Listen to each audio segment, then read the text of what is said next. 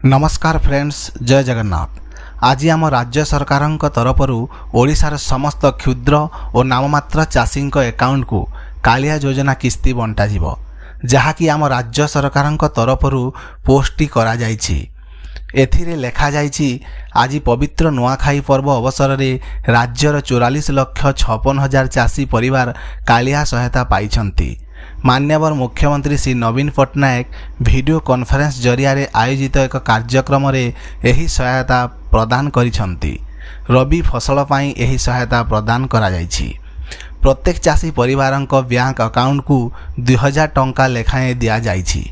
एथिरे 43,88,000 क्षुद्र और नाममात्र चाषी थिबा बेले 68,750 जन भूमिहीन चाषी परिवार अछंती। एही अवसर में आयोजित कार्यक्रम में मुख्यमंत्री समस्त को नुआखाईर शुभेच्छा जणाई कहिले जे चाषी आमर गौरव, राज्यर चाषी परिवार सम्मानर सह स्वाभिमानर सह बंचु बोली से चाहती। विकासर सुफल रे चाषी सामिल हेउ बोली से कहिसंती।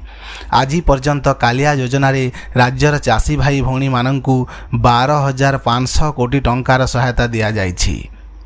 900 कोटी टंकार सहायता राशि डीबीटी माध्यम रे हस्तांतर हेबो। सरकारक एही कालिया टंका को नहीं प्रश्न उठाइछंती विरोधी। मुख्यमंत्री कालिया टंका नारे चाषी को मिछ प्रतिश्रुति देइथिबा कहिछंती विरोधी। फ्रेंड्स, आगकू देखिबा एही कालिया टंका मिलुछि कि नाही। निश्चय नुआ वीडियो रे अपडेटटा जणेबी। एथिपाई आमर चैनल को सब्सक्राइब करी बेल आइकन को टिके दबाई दियंतु। धन्यवाद। जय जगन्नाथ।